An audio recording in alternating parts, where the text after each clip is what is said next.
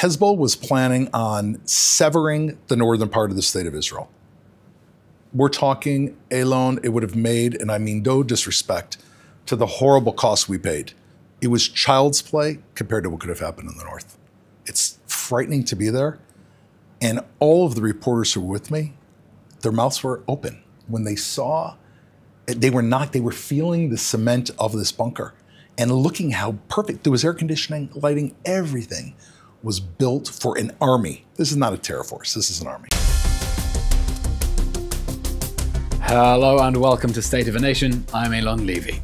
After a year of warning Hezbollah to back off, Israel staged a ground invasion of Lebanon to push it away. But Israel sent in not only ground troops, it also sent in army spokespeople, there to accompany the international media and show them the extent of Hezbollah's military infrastructure and its plans to conquer the Galilee. Plans for a large-scale invasion that Israel thwarted by taking action against Hezbollah after October 7th. One of those army spokespeople will be familiar to followers of the Israeli Citizen Spokespersons Office. Major Doron Spielman served in the IDF spokespersons unit and went back during the war to represent the IDF on international television. He was with us here, then he went back again in uniform, and now he's back in civilian life, free to talk about his experiences in the army working with journalists. He joins me on State of a Nation. Together we talk about what he saw in Lebanon and the massive underground infrastructure of Hezbollah, the largest non-state actor in the world. We talk about the problems of UNIFIL, the UN peacekeeping force that stood and watched as Hezbollah shot at Israeli troops from right in front of them. And we talk about what Israel needs to be doing during peacetime to lay the groundwork for more international understanding, so we're not just scrambling during times of war to get the world's understanding. Welcome to State of a Nation. Breaking news out of Israel this morning. Shocking hostage taking. Hundreds of Israelis are dead. I want to bring in Israeli government spokesman. Eylon. What happens with a 4-day pause? How do you resolve this? Where does this go? Major Doron Spielman, welcome to State of a Nation and welcome back from Lebanon. I've missed you. How does it feel to be back home? I have to tell you, it's strange, because the other front is only 2-3 hours away. And you come here, it's a totally different city. You come up to a beautiful studio, and everybody's wearing a suit, but they're just as up-to-date as we are in Lebanon. But, you know, it's such a strange reality. I think because of the proximity, the distances, and there's still a war happening. And the front is, you get in your car, by the time you finish eating the candy bar while you're driving, there's UAVs that are landing. It's hard for me, the silence, as I walked into this building. I was looking around, people carrying their briefcases, and I know that they take that off and put on uniforms. But I just feel like, God, like, there's a war. Like, is everyone as wound up as I am? I think I'm going to have to come down a little bit from the level I'm at right now. Yeah, you're right. The fronts are very close. And yet in Tel Aviv, you know, we find ourselves midway between Gaza and Lebanon. So we're not bearing the brunt of either front in the way that people closer to the northern or southern borders are. I want in today's episode, we're going to do something a bit different. Normally we bring in a special guest, and not that you're not special, but you're a colleague. You're one of our citizen spokespeople at the Israeli Citizen Spokespersons Office. And we've missed you because the army, taking the whole Hezbollah issue seriously, put you back in reserves, in uniform. You were giving interviews in international media, going together with journalists in Lebanon. And so I want this to be more of a debrief. This is the first time that we're sitting down to talk since you came back from Lebanon. I want to hear about your experiences, what you saw in Lebanon, the impressions that you have from working with the media, and try to brainstorm a little bit about how our country can be doing better in fighting the media war. So bring me up to speed. Where have you been for the last few months? So first of all, it sounds good, and I think it also might be therapeutic. That's the purpose. Forget I'm lying on your couch in your yellow chair. Forget there's a camera. Forget there are microphones. Get everything get it all out. Where's the tissue? Get it all out. Tissues. Yeah. I'll tell you, even for me, who I've served in and out of the army for the last 25 years, and working with you here as a colleague and presenting the news, going from Kiryat Shmona over the Metula Heights, over the hilltop, into Lebanon is a different world. It's something that can't be imagined. You enter into an eerie reality, one that I haven't seen in even going into Gaza. It wasn't as stark. You know, I took reporters in to see that tunnel, the huge tunnel, which, you know, we're on the floor of we're in a beautiful studio right now on the floor of a building. For those who weren't following IDF press releases, what tunnel was this? There have been a lot of tunnels where we're losing track. So this is the mama of all tunnels. It's in Ras Al Talatin. This was a tunnel. If you take the floor of a corporate building, put it underneath the ground, underneath the village, that's what it is. I mean, it's unbelievable. More of a bunker than a tunnel. It's a bunker, but fully equipped. You're talking rooms that break off into computer rooms. There's workshops. There are generators. There's manufacturing, clothes, handouts. I mean, literally, imagine the entrance to the 30th floor of a high-rise, but the entrance was unbelievable. When I took these reporters in, you go into an olive field, and I was asking myself, I asked the soldiers, I said, is it Paul? It's here? You're going past an olive, you're ducking under branches. There's an old, beautiful olive tree. Next to the trunk of the tree, there's a metal opening on the ground. And I've seen this in Gaza, but this is the best subterfuge I've ever seen. You slide open the metal, half the trunk of the tree is in the air. You go into an entire world of Hamas that was ready for October 7th. You walk in, you bend down, and it opens up into a lair that is so equipped, Eylon. I mean, the reporters that were Are you describing Hezbollah in Lebanon or Pan's Labyrinth? I'm guessing. Exactly. Exactly. I think they learned. It's so sophisticated. And they have rooms. This is where you're going to change your clothes. All the uniforms are laid out. This is where you're going to get your meals. And I even photographed some of them. I mean, it looks like those, those hot meals you take, you add a little bit of water. Here's it. Grenades everywhere. Anti-aircraft missiles. And you're there with reporters. And I was actually nervous because they're walking behind me. It's dark. And I'm looking at grenades on the ground. And we had them in there. I don't know if any other army in the world would take reporters into this kind of area at this point in time. And I said to them, is that how much you dislike the international press? that I brought them in. Yeah, but I like myself. So, I said to them, I said, each of you take your headlamps, look down to the right and left. Said, you see the grenades. If any of you trip or fall or do not listen to exactly where I tell you to go, this is a one-way trip. And they were really, they took it more seriously than any reporter I've ever seen. Just to get here, you're driving in the night with no lights. You cannot even check your phone to go from Israel to here. Everything is at night because of Hezbollah snipers. And so the reporters, they had their phones covered. You're going up and down hills in these open air Humvees. And one of the reporters, a major reporter for the international press, a woman who was sitting next to me, she was shaking with fear. And I put my arm on her back, and I just said, it's going to be okay. It's going to be okay. And I got her through to the place. But as you drive, and it's pitch black, you see the outliers of homes that we have henceforth taken control of, that Hezbollah were using.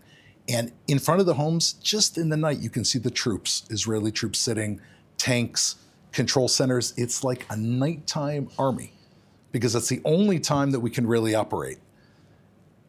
So you're taking reporters to see Hezbollah infrastructure in Lebanon. Is Hezbollah as deeply embedded in Lebanese civilian infrastructure as in Gaza, where they designed the whole cityscape to hide their military assets? I would say even perhaps more, because southern Lebanon, if you're living in southern Lebanon, which is mostly Shiite, why are you living in southern Lebanon? I mean, we know that Hezbollah... Beautiful place. It's a beautiful place, but you might as well, if you want to get out of harm's way, you might as well live north of the Litani. Like, why would anyone live in the area? It's not like Gaza, where Hamas is kind of, their tentacles are also in cities that are inside of Gaza. Here, Hezbollah's major infrastructure is right in this area. All of these homes that have Shiites, almost every home that we walk into, we find Kalashnikovs, anti-air tank missiles. I saw anti-aircraft missiles, an anti-aircraft missile. Can you believe that? Sitting inside, this was in the bunker, and all anti-aircraft, meaning El Al. In the underground Lufthansa. bunker, what are you finding in people's homes, in the civilian infrastructure? It's, first of all, interesting. This tunnel I'm talking about that I went via the olive tree, when this tunnel was blown up, and just to give you an idea of the size, it was 500 tons of explosives. Everyone cleared out. People that were 30 kilometers away felt the vibration. This was the one that set off the earthquake triggers. Exactly, the earthquake triggers in Ras Al Talatin. When it blew, you saw homes popping up all over the village. Why? Because they all had hatches into these tunnels. Hezbollah seems to have not believed, Eylon, that we were going to go in on the ground. I mean, the coffee was still burning on the stove, so to speak. They left many of their guns, their intelligence papers, their computers. Every home you go into had a stash of Kalashnikovs, grenades. Many of them, as we saw, we showed the pictures, had launchers, including missiles on the launchers. But if they didn't have a launcher, they were all armed. I don't want to imply that every single person, but when you look at this number of homes, I said to myself, okay, basically, if I'm Lebanese, I'm going to live in southern Lebanon. I know one way or another I'm working for Hezbollah. I'm either getting paid to work for Hezbollah or I'm going to have security because of Hezbollah. And when you see how close this, we got Ras Al Talatin. So it took 45 minutes for us to get there at night. If you look on the map, it's maybe a mile and a half away from the border. That bunker, it's one thing to say they were preparing October 7th. It's another thing to see their uniforms nicely pressed and the anti-aircraft and anti-tank missiles. How long does it take to drive a mile and a half? Right next to the border. And now, Doron, a couple of months into the operation in Lebanon, what are we learning about the nature of the threat from Hezbollah in the north? What was Hezbollah planning to do against Israel that we have now thwarted beyond the rocket fire that I hope all the viewers of this podcast at least know about, that has displaced tens of thousands of people? What was Hezbollah planning? What was all this infrastructure for? So I don't know, do you remember that there was a Hezbollah terrorist before this all began that made it all the way from the Lebanese border down to the Golani Junction? Yes. Which for our viewers is around 70 kilometers into Israel. The Megiddo Junction. The Megiddo Junction, which is around 50 miles down. Now that was a litmus test for Hezbollah. That's what that was. That was to see a lone soldier. How long will it take a lone soldier of ours, a terrorist, to make it all the way down? And that was very symbolic because their plan that was in place that they could have unrolled it. In a minute, I'll talk about how they could have unrolled it, and we would have been sitting ducks, was to go down 50 miles into Israel, create a line cutting off the southern part of the... When you say go down, you mean stage a full-scale invasion. Full-scale invasion, boats from the ocean, which isn't the first time, right? Boats from the ocean. And amphibious assaults as well. Amphibious, no question. Listen, it's amphibious is how UNIFIL, we'll talk about UNIFIL in a minute. We'll get The whole there. reason why UNIFIL exists is because of an amphibious invasion, right? That's why they exist. Amphibious, ground, protected by drones, heavy warfare, precision-guided rockets to go down and literally slice off southern Israel and create such a military line. I'm not talking Hamas with 3,000 terrorists and a bunch of civilians that are not coordinated. I'm talking about a military line that would take weeks for the IDF possibly to cross. And then everything behind it, Nahariya, Tiberias, all the northern communities completely held by Hezbollah. That was the plan. So when we talk about Hezbollah's plan to conquer the Galilee, we're not talking about a Hamas Nokba-style incursion that would be broadly cleared within a day. The threat from Hezbollah was of a full-scale military invasion that would hold whole cities and take weeks to clear? No question. How would you, we're talking 30 to 50,000 trained fighters. The anti-aircraft that I saw in that tunnel, now a mile and a half, it's not the only one. Meaning these people were not going to be helicopters, anti-aircraft. They had the weaponry with them to take those out. Meaning and everything's arranged. They know whose job it is to stand back with anti-aircraft. They know whose job it is to move forward. They know whose job it is to take over the communities. And the intelligence that we found and all the weaponry we found, they were ready. And on October 7th, they didn't know October 7th was going to happen, right? That's the intelligence. At least that's what we think today. We know that Hamas had been trying to rope them into a joint assault, but ultimately decided to go solo. So it's not that the October 7th plan would have come as a surprise to Hezbollah, only the timing, really. I think that some of that, again, there's timing. Is it going to happen in months or is it going to happen in years? And our estimates were that they were still surprised on the day, which is why they didn't. On that day, Hezbollah had multiple forces, without going into detail for security reasons, multiple forces aligned on the southern border in a holding position. The same forces that knew to walk into this olive field, get fully dressed up, and charge into Israel. They had thousands and thousands and thousands of soldiers, without getting into any specific numbers. We, without getting into any specific numbers, had an iota of the numbers of soldiers they had. Meaning when we talk about this conception that Israel was living under, in the same way in the South, we thought that we could have early warning signals and be able to anticipate this. That's times 20 in the North because the threat's times 20. We were sure we'll be tipped off by intelligence, so we had just a standing skeletal force. Had they crossed the border on that day, which is why the defense secretary thought that we should hit the North, had they crossed... Gallant, who was proposing not quite preemptive because Hezbollah had already started shooting, but Gallant had proposed in the early days of the war an all-out assault on Hezbollah. Because he knew that if within 24 hours we could not allay our reserves, they could go all the way down to the south. They were ready. And so the miracle is that Israel answered the call so quickly. I mean, as I was driving down south on the 7th, right, on the 7th, I was driving down south. Cars were also going north, right? I went from Jerusalem down south. Cars were heading north. Within 24 hours, the threat was still there, but they wouldn't have made it down south. It would have been a major pitched battle. But Hezbollah was planning on severing the northern part of the state of Israel. We're talking, Eylon, it would have made, and I mean no disrespect, to the horrible cost we paid. It was child's play compared to what could have happened in the north. It's frightening to be there. And all of the reporters who were with me, their mouths were open. When they saw, they were feeling the cement of this bunker and looking how perfect, there was air conditioning, lighting, everything was built for an army. This is not a terror force, this is an army. Now, hang on, you say that the reporters you took were astonished to see the extent of Hezbollah's military infrastructure. As an IDF spokesperson, did you see that reflected in their reporting?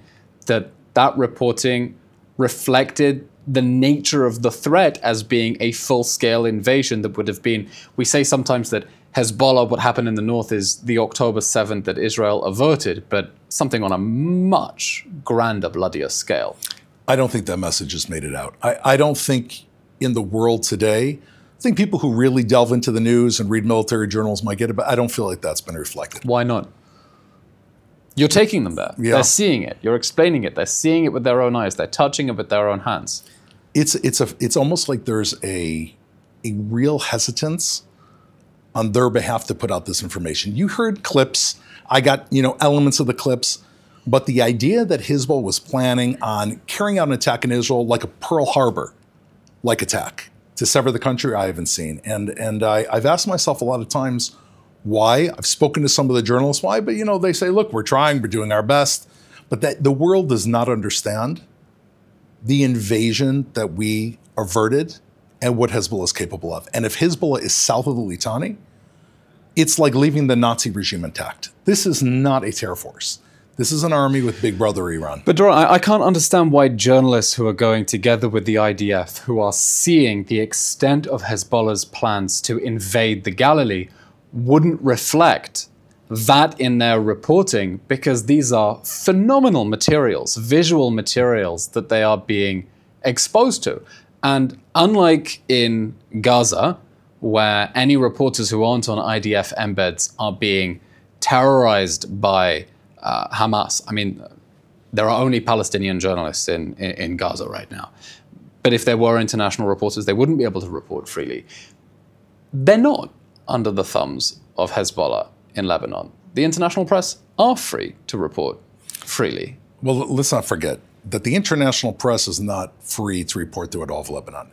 The international press have teams that are also in Beirut and in those areas, and we know that all of those teams, we know from 2006, We know from reports that have come out in those years from a few brave reporters that all of those teams are under the watch of Hezbollah, to the point at which there are many reports in 2006 that they tried to pan. Hezbollah would always take them to the same destroyed street in Beirut. And every time they tried to pan, the Hezbollah terrorists would move the camera back into the range. And so they're not really free. Parts of their teams are not really free. They may be free if they're under us. They are free, but their partners are not free. Okay, but that's the team in Beirut. The people who are going with you on the IDF embed, they're free to report whatever they want.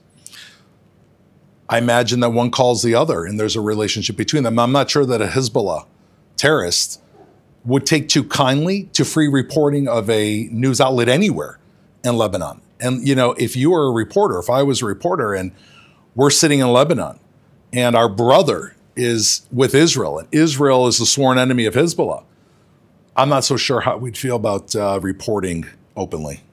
Are you suggesting that the reporters who are joining IDF embeds in southern Lebanon don't feel free to report on everything they see out of concern for how Hezbollah might take vengeance against their colleagues in Beirut?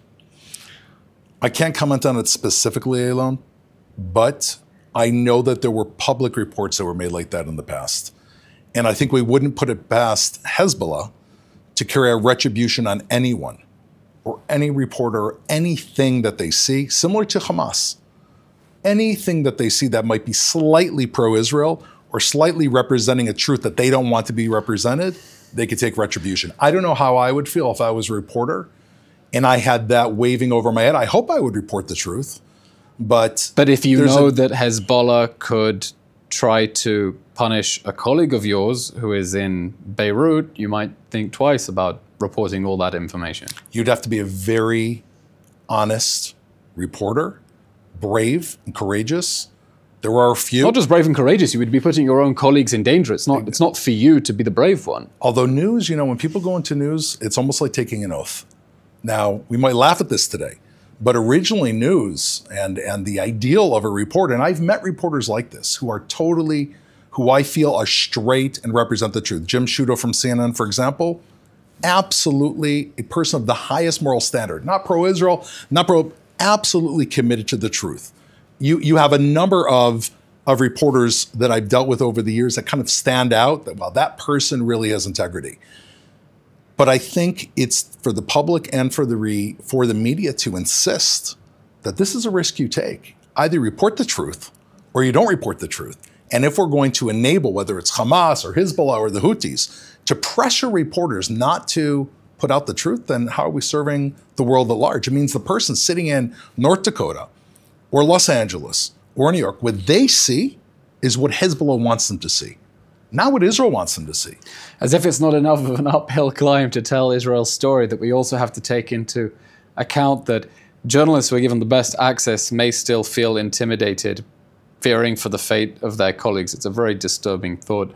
Doron, I want to move on and talk to you about UNIFIL, because the UN peacekeeping force stationed in Lebanon had one job, and that was to help the Lebanese army disarm Hezbollah, keep it north of the Litani River. It failed spectacularly. Israel is now essentially mopping up the mess that the world made because it didn't enforce Resolution 1701 from the end of the 2006 war. And then the peacekeepers, having done nothing to stop Hezbollah arming, and we saw images of Hezbollah positions right next to UNIFIL posts, the IDF found itself operating right next to and around UNIFIL because that's exactly where Hezbollah decided to embed itself. And of course, UNIFIL then refuses Israel's calls to evacuate, and some of their soldiers get hurt, whether it's from smoke inhalation or what. But my impression, at least, useless organization that has allowed itself to be used as a human shield by Hezbollah. And one of the big challenges for Israel's press operations was to explain that actually this was a failure of the international system. Just because you have the title UN doesn't mean you are somehow holy. Talking about UNIFIL. You know, when I think of UNIFIL, you know what I think of? You remember sometimes you see them on the dashboards of cars, those bobbleheads, where the necks kind of go back and forth. That's UNIFIL. Right? You ask UNIFIL, do you understand your mission is to prevent Hezbollah or terrorist groups from going beyond? Yes. Do you understand that Hezbollah are directly adjacent to your facilities? Yes. Do you understand that Hezbollah has been shooting at Israel 125 missiles that were shot at Israel? When we looked at the map to see the source of fire, on 125 missiles that flew into Israel, when we looked in a satellite picture, they came from UNIFIL bases. From UNIFIL bases themselves? It wasn't actually from the base, but the outpost of Hezbollah was so close to UNIFIL that when you look at the computer, the structure that pops up in your face is UNIFIL. And obviously you cannot direct fire back at a UNIFIL base. I mean, we're talking proximity at certain places within 20 meters, 60 feet.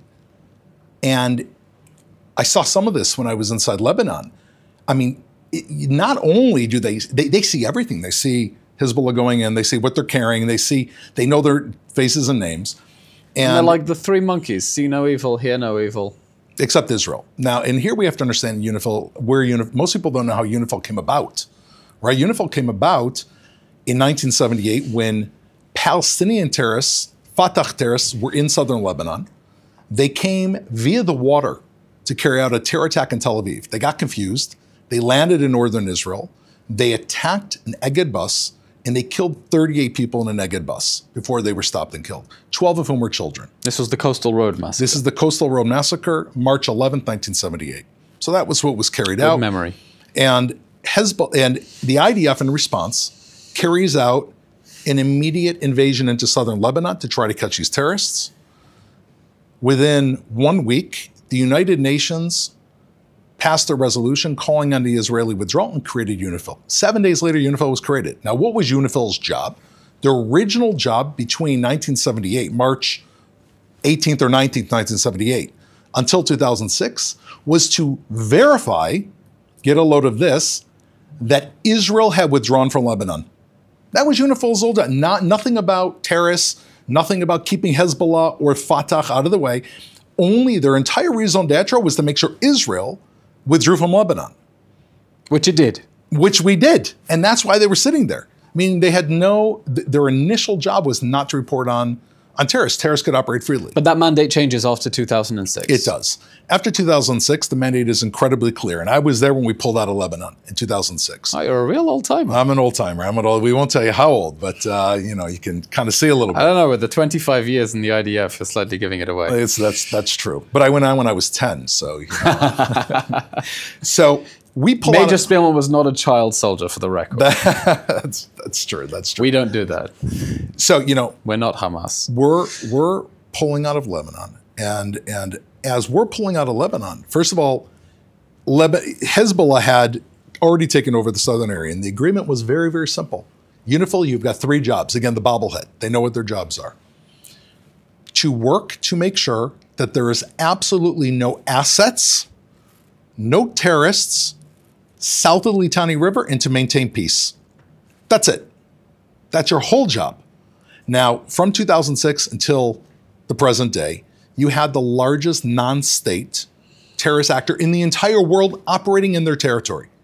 I mean, you're talking 50,000 manufacturing facilities operating in their area. I mean, how many? 50,000. 50,000 manufacturing No, facilities. 50,000 terrorists. 50,000 terrorists. Multiple manufacturing, meaning it's not just supply, it's manufacturing right there. Now, if you're a UNIFIL worker, first of all, you graduate in from an organization whose very job it was is to make sure Israel's not here, right? Not to prevent Hezbollah. You have a very weak United Nations enforcement, and at the end of the day, you're a soldier from France, you're a soldier from Germany, from China. You're getting paid by the U.S. 1/4 of your funds are coming from the U.S. You're getting a nice salary. When you leave that little UNIFIL base, do you really want to put yourself in danger? When you go to a market and you want to shop and buy something, who are you meeting in the market? These are all Hezbollah. These are all Hezbollah operatives or Hezbollah families. So even if they do want to report against Hezbollah, their own lives are in danger, and the United Nations will do nothing to help this at all. So what, I'm just going to make my salary and go home. So even if those who are not pro-Hezbollah, just to be pragmatic and not reporting against Hezbollah, it is a useless, again, it's the bobblehead. Even it was the Italian foreign minister who came here after the 7th. That's like, in November of last year. He said, what is this organization? Doron, I get why UNIFIL has been so ineffective. What I want to understand from you as someone who had to communicate that to the international media, do you think we lost the media battle around UNIFIL? I'm not sure. I think in the United States, there are more seeds that have been sowed. Because there were so many headlines.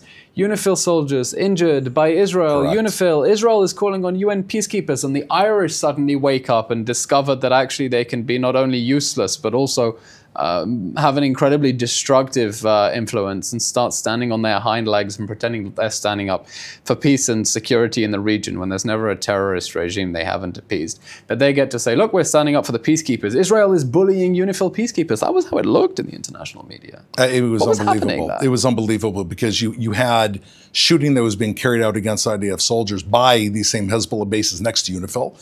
The IDF notifies UNIFIL you're saying that we're going the in. IDF is getting shot at from Hezbollah, who are right in front of UNIFIL bases. In every single case. Because the last thing IDF wants to do is shoot a UNIFIL base or shoot near But you're one. getting shot at from that direction. Getting shot at from that direction, and rockets are flying from that direction, and there are terror underground facilities, which we showed, that are right next to those areas. We call UNIFIL, we announce to UNIFIL to get out of the way.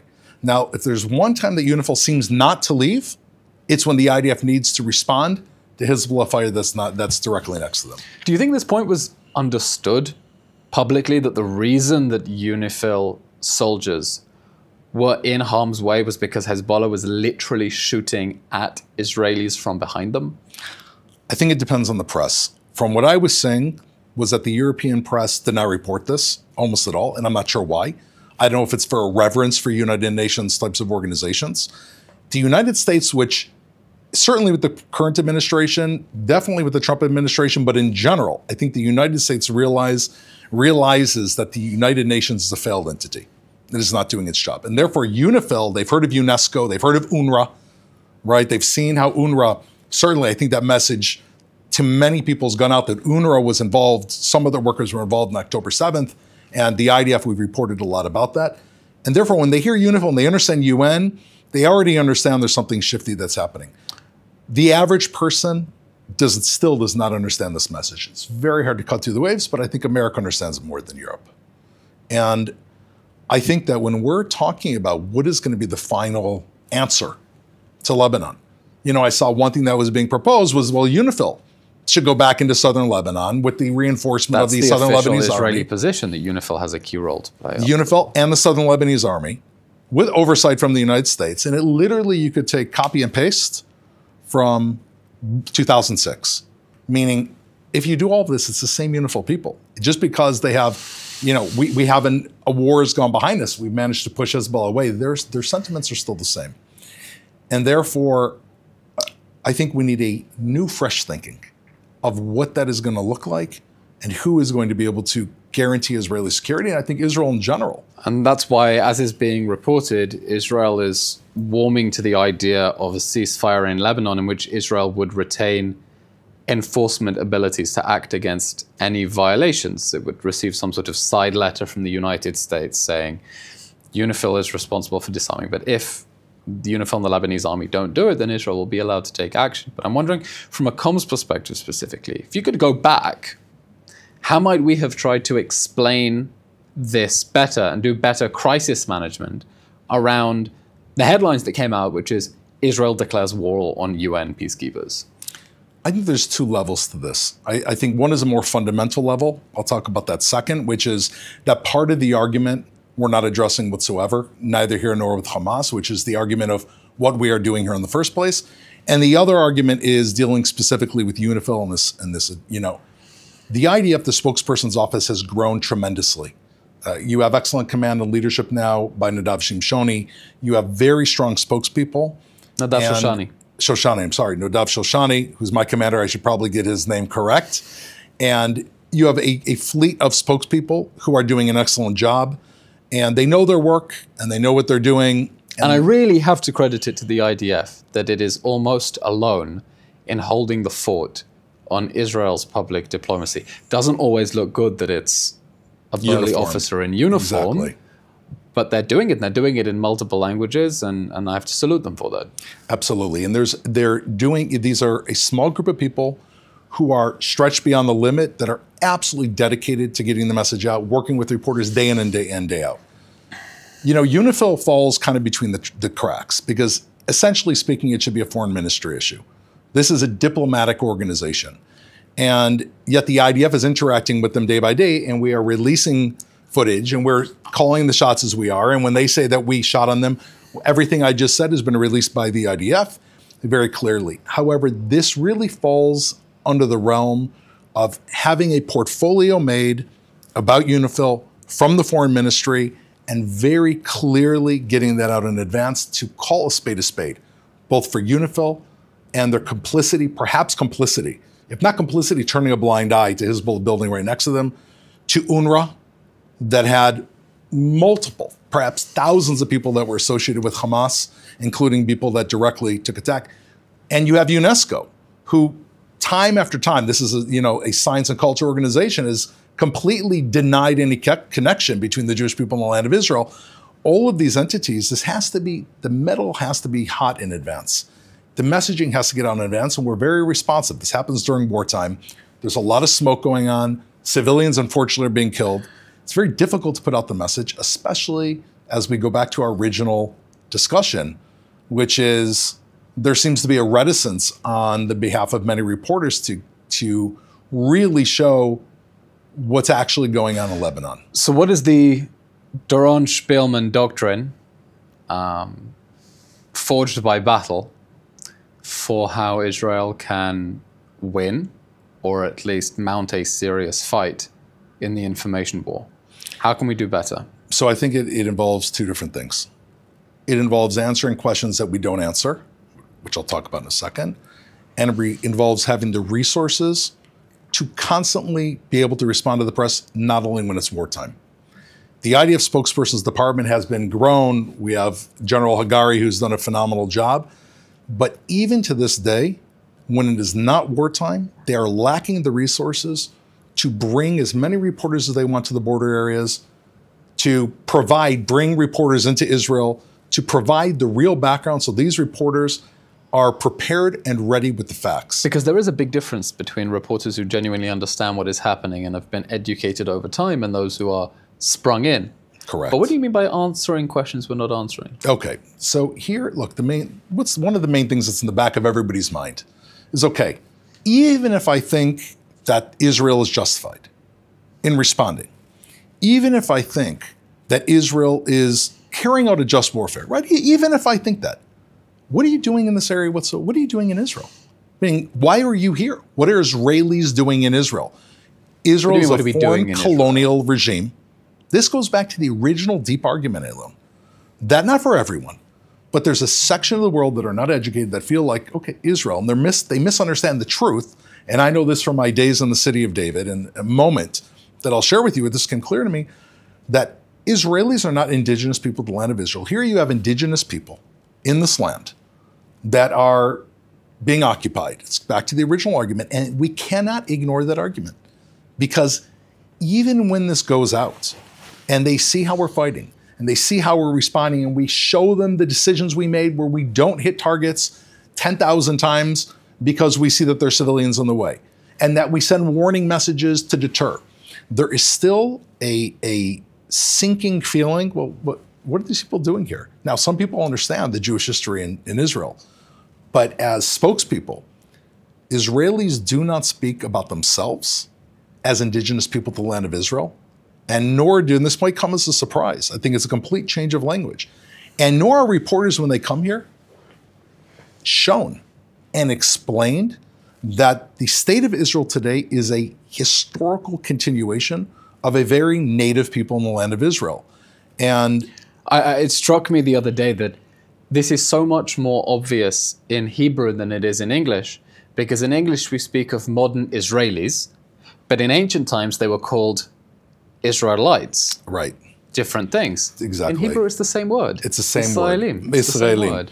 And this gap, I'll tell you, I've seen this gap numerous times. I felt this, Eylon, in numerous interviews. Again, there are reporters who know this, and there are populations in the world who know this. But we can't take it for granted. Many people say, well, but it's a foreign colonialist entity. They just happen to be a colonialist entity who's fighting perhaps fairly.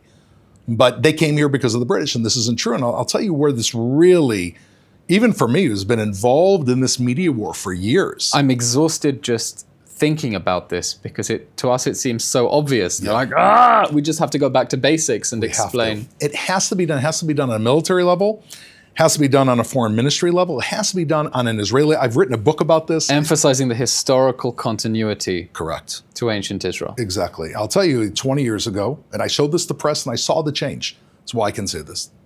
About 18 years ago, actually, in the city of David, where I worked, which is the area of biblical Jerusalem. Yeah. I was invited by an archaeologist that we had found a tunnel that was underneath the pilgrimage road. It's this road that goes up to the area of the old city, goes back 2,000 years, and I joined. I was part of a group of people. And I crawled in with this archaeologist. His name's Eli Shukran from the Israel Antiquities Authority. And we crawled in and we were exploring this underground tunnel underneath the city of David. It was very, very exciting. We had headlamps, and I'm a big guy and I was squished in. And as Eli's crawling, and we saw that there's a road over our head, which we ended up seeing as this pilgrimage road years later. And we stopped, and the archaeologist, Eli Shukran, said, come and look at this. And we saw pots sticking out of the ground underneath this tunnel, cooking pots, intact. And Eli said, okay, we'll have to take these out. And then next to the pots, he's moving aside the dirt, and he picks up a series of coins that were in the ground, right from the excavation. No one had been down there in 2,000 years. So Eli takes it, puts it back down. We call out. I see him call in the excavators, and they go in. A week later, we'd removed all this stuff. First of all, the cooking pots. Weitzman had identified, the Weitzman Institute, on the inside of the cooking pots there was food. The remains of food going back 2,000 years. 2,000-year-old children. Exactly. Now, what were they doing underneath the tunnel that you can barely stand in? And here we realized that the last Jews of Jerusalem, before the destruction, before the exile, they had hid underneath this tunnel. But that's not the thing that hit me. The coins that Eli Shukran had found, they ended up pulling out hundreds of coins. And on these coins marked in ancient Hebrew, the Hebrew we speak today, each one of them has a date, 2nd year, 3rd year, or 4th year. And if you look at the other side, it says for the redemption of Zion. Those last people, they were fighting for the freedom of Zion. So I took a coin and I presented to the chief archaeologist, Ronnie Reich. I said, Professor Reich, here's a coin. I said, I don't understand. I just read that the Jews didn't have metal to make arrowheads to fight the Romans. Why were they minting these coins? Okay, we fought the Romans. He said to me something that stuck with me as a spokesperson. He said, this is an email from 2,000 years ago. Those Jews knew they were going to lose the war. And they thought when the war was lost, the world would forget that the Jews were ever in Jerusalem. So they minted coins saying we were here, thinking maybe in 50 years, a Jew will come back to this area looking for their homeland and see a coin, the Jews were here. Oh yeah, we were actually here. But to think it was 2,000 years? He said, that I can't explain. I've taken numerous reporters in the city of David to show them, the same reporters I've spoken to in the army over the years.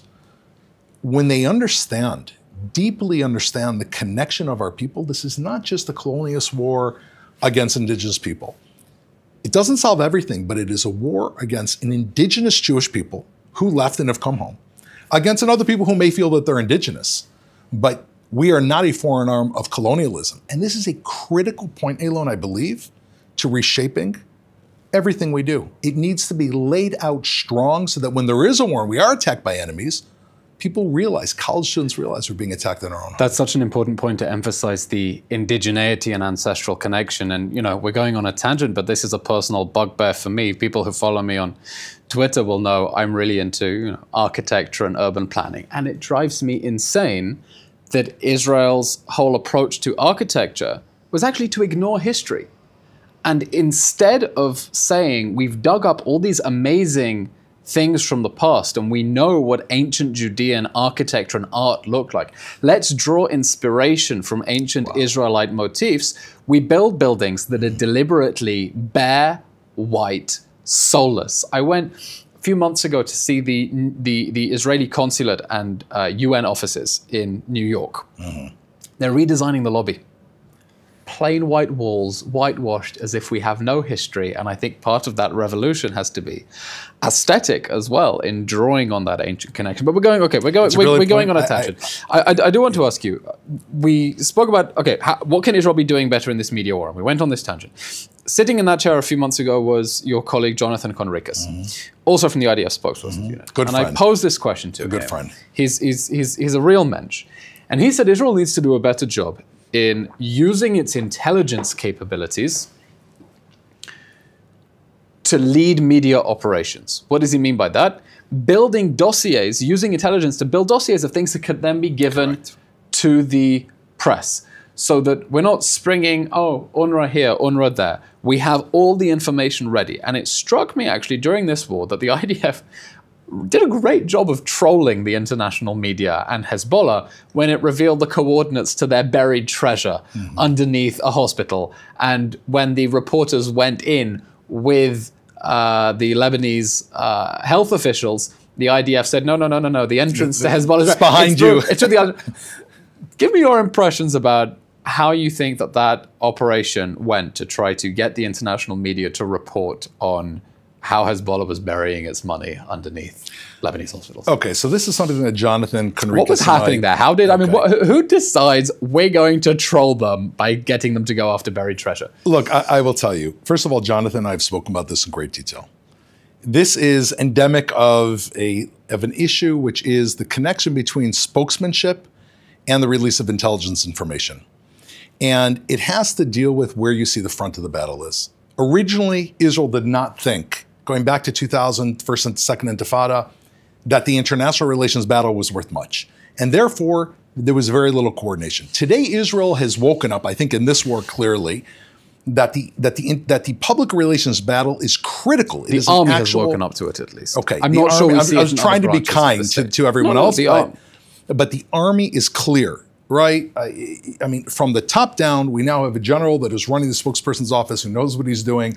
He's a rear admiral. He knows how to run a tight ship. He does, exactly. And it's for real. He actually does. And by the way, everyone in Dover Tzal can feel it. Everyone can feel Hagari's leadership. Nadav Shoshani, again, he's a real commander. You got his name right this time. I got his name right this time. I made tshuva. Nadav is a real commander. He knows exactly what he's doing, and it's run very, very well. However, we have access to tons of information, meaning that underground tunnel I went to in Ras Al Talatin, I was told by the command, the second that we were there, we knew exactly where the entrance was, even though it was in an olive orchard underneath an olive tree. And this goes back to a core where if the IDF, if you feel like public relations is a real front, then we have got to be able to pull out this information earlier. For instance, the hospital. When did we pull out the information on the hospital? And I'm not talking about Al-Akhli. I mean, I'm talking about hospital after hospital after hospital in Gaza. Way too late. Yeah. Why didn't we pull the trigger before? That 3D image that we showed, that showed the multiple layers, why wasn't it pulled out 3 months in advance? That 3D image was a mistake. Okay. Because that's not what the IDF found underneath. And it came under criticism for the hyperactive imagination of social media soldiers, because it was meant to be illustrative, but ended up giving the impression. Right. But UNRWA. UNRWA. We didn't wake up to the idea that UNRWA has deeply been infiltrated by Hamas. We know this, but that messaging came out too late. And therefore, this is where I think Jonathan and I agree, is that dossiers have to not only be prepared in advance, dossiers have to be offloaded in advance. There has got to be an education taking place. Not everyone's going to listen, but you have right now tens of thousands of people listening to this podcast, will be listening to this podcast. Each one of those people, and I've heard you say this before, every single one of those people has a job to allow the truth to disseminate. If they don't know that before this war, that UNRWA are complicit with Hamas, then no one's going to know. They need to be given the information in advance, so when they're in college and they're at business meetings and wherever they are, that's what we're doing here. But the IDF has to give the information early, and I believe this won't solve all of our problems, but it will prepare the landscape in advance of the next war that is probably waiting just around the corner. Doron, Israel has to do a much better job of preparing the groundwork during times of peace, and God willing, this war will be over soon, and we will move on to times of peace. Just before we wrap up, I want to get your sense. How much longer do you think we're going to be in this mess? I think in Gaza, we are close to tipping the bucket completely. I think that the IDF, it means a defeat of not every Hamas terrorist, because you'll never defeat every single last one. It means beating the regime. Well, I believe it's you don't have to find and kill every single Hamas terrorist to defeat Hamas. Just like in World War II, we didn't find every single Nazi or every single imperialist Japanese. It's the absolute destruction of their command and control. And we're not there yet? The defeat of their idea. I think we're close. I think what we're seeing right now is close. We have a lot of Hamas terrorists who are surrendering, tons. And that is a very, very important sign. Where does that leave the hostage issue, though? I think that they're connected. I think that the more Hamas sees itself being depleted, I am a groupie of the idea that's, first of all, they're not willing to, as we just saw, that the United States just confirmed Hamas is not really willing to make a deal, right? This came out just yesterday. I mean, Jake Sullivan, the Hamas is not willing to make a deal. So how are we going to get, what are we going to do? We've offered them almost everything. My question to you, how are we going to get them out? I'm not sure how we're going to get them out, but I think a military, I do believe, since they're not willing to make a deal, that as this tips and as Hamas, the ideology is going to be erased and replaced by something more positive, I'm very, very hopeful that that will create an opening for the hostages. I hope, because we think about them every day. What, just more military pressure and eventually Hamas will say, fine, those who are left who realize that the war is lost, completely lost, I'm hoping. I think we're all hoping. And that's the critical point. It's the international community helping the crumbs and leftovers of Hamas understand they've lost the war rather than pressuring for a ceasefire that would allow them to retake power. This has been happening since the beginning, and I think nevertheless Israel's been moving forward, where I think we have to be very sensitive to your questions now regarding the north. Israeli troops have been fighting, many of them for 400 days. They're exhausted, but they're motivated to continue fighting in the north because we know we have got to deplete Hezbollah and push them beyond the Litani River. You say that, and yet we're seeing falling levels of reservists reporting for duty. This isn't the 120% reservist rates of the beginning of the war. These are people with families, with careers, with studies. They've been in and out of reserves for the last year. Brutal. They're drained. They're drained, and it's brutal. And despite all that, when I'm in Lebanon, I see the morale, meaning it's not easy. This isn't the beginning. They're tired and they haven't seen their families. I believe that Lebanon is going to take serious work. I think that we have to have a very committed and clear goal laid out. People are not sure if the goal is 2-3 kilometers or if the goal is to the Litani River. Yeah. But I believe it's going to take time. And I think that the world has to understand, or we have to understand first and foremost, Eylon, just like in Gaza we understand, that if Hezbollah is left anywhere south of the Litani River, we'll have another round. There's a choice. This could either be the third Lebanon war or this could be the last Lebanon war. That's the choice. The choice is up to us. As soon as we are clear on our goal of what this is going to be, the rest of the world hopefully will fall into place. And if not, we'll have the motivation to do what we're doing. And I'm expecting to see that from our leadership. What is the goal in Lebanon? It's not like Hamas and Gaza. There are ways to create this. And if you ask me, there is a natural boundary on the northern side of the blue line, which is the Litani River. It was chosen by the United Nations. Israel has got to ensure absolutely there is not a single Hezbollah terrorist or infrastructure south of Litani. And that's going to take time. Doron Spielman, I was so proud to see you going back into uniform to represent our country. Really one of Israel's best, finest, most eloquent spokespeople. But I'm even happier to have you back with the citizen spokesperson team, helping us fight this from civil society, because we understand Hamas has to go down, hostages have to go home, Hezbollah has to go away, still uniting us after a year of war. Doron, for people who want to hear more from you, apart from following the Citizen Spokesperson's office, because you're going to be back briefing for us, how can they follow you on social media? On X, Doron Spielman, on Instagram, Doron Spielman, and Facebook. And I do have a book that will be coming out in May called When the Stones Speak, and it addresses this indigenous issue. Fantastic. Amazing. Doron Spielman, thank you. First of all, I normally give a handshake, but this time I'm going to salute we'll you salute. instead. Welcome back. We will Thank salute. you very much. Thanks for having me, Eylon. Okay, you'll get a handshake nonetheless. And that brings us to the end of today's episode of State of a Nation with Major Reserves Doron Spielman back on active duty with the Citizen Spokesperson's office here in Tel Aviv. As always, if you enjoy these episodes, please follow and subscribe on Apple Podcasts, Spotify, YouTube, wherever you get your podcasts. Follow us on all the social media platforms. Share the link with a friend. Give us a nice glowing review. It really does help us to get Israel's message out in these difficult times. I'm Eylon Levy, and thanks for joining us.